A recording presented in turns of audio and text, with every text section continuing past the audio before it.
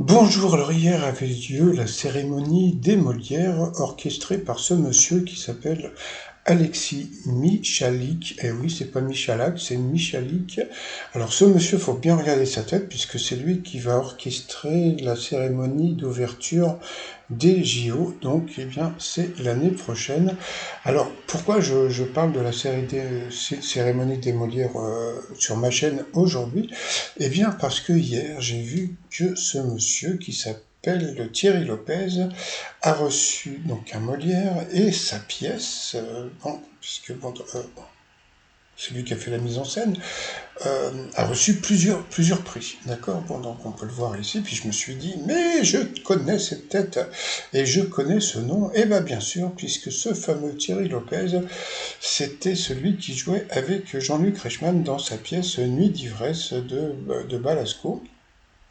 Donc, Jean-Luc Reichmann, grand seigneur, a répondu quand même, a envoyé un message. Alors, comme on peut voir, il était sûrement hier au théâtre de la Porte Saint-Martin, parce que bon, sur sa page Facebook, il y avait écrit Jean-Luc Reichmann est au théâtre de la Porte Saint-Martin, etc. Donc, alors, il y a eu un truc qui a beaucoup fait rire les gens, c'est que 4 Molières pour toi et tes équipes, Thierry, quelle nuit d'ivresse. C'est-à-dire que le fait qu'ils disent quelle nuit d'ivresse, les gens se sont dit, tiens, il faut toujours qu'il ramène tout à lui. Mais bon, je pense que c'était juste un petit jeu de mots. Donc la pièce s'intitule Oublie-moi.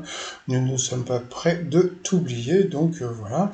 Ensuite, bon, bah, pendant la soirée, vous avez ces deux personnes, comme d'habitude. Vous savez, d'habitude, que ce soit les Césars et les Molières, il y a toujours quelqu'un qui vient critiquer le gouvernement. C'est normal, c'est voilà. Mais comme hier c'était les Molières, eh bien on les a appelés les préchieuses ridicules.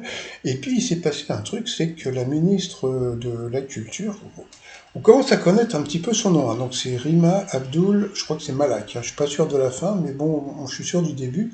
Eh bien, elle a eu les oiseaux, les vévères, les ovaires. Eh oui, c'est le retour des ovaires, de prendre de prendre le micro. Alors bon, déjà, il y a un truc qu'il faut voir, c'est qu'elle avait déjà le micro, donc elle avait déjà prévu de parler. Et puis alors, autre petite chose, regardez derrière elle, je sais pas si vous voyez, il y a un monsieur là. Ce monsieur, c'est Michel Faux. Et Michel Faux, j'en avais déjà parlé sur ma chaîne. Pourquoi? Parce que pour moi, c'était le sosie masculin de la maîtresse de midi. Je sais pas si vous en rappelez, mais bon, c'était avant. Donc bon, bien sûr, elle a rappelé à tous les gens du spectacle toutes les aides qu'ils ont reçues pendant le Covid, etc., etc. Bon, bah, comme d'habitude, bon, ça, je pense que ça fait quand même pas mal parler. Il s'est passé aussi un truc assez rigolo, c'est que Laura Felpin donc, a reçu le Molière de la meilleure humoriste, et elle a dédié son Molière à Florence Foresti, qui a rigolé, mais verte, parce que c'est pas elle qui l'a eu. Et puis chose assez rigolote aussi, façon de parler, c'est que les Molières, regardez les audiences. Alors en premier, vous avez Meurtre au paradis, Je te promets, gna gna gna. Et regardez tout en bas, je crois que c'est la première fois, donc la nuit des Molières, ils ont fait 780 000, c'est-à-dire que Arte, C8, la 5 et même TMC, etc. ont fait beaucoup plus. C'est-à-dire qu'en fin de compte, les gens s'en foutaient complètement. Donc voilà.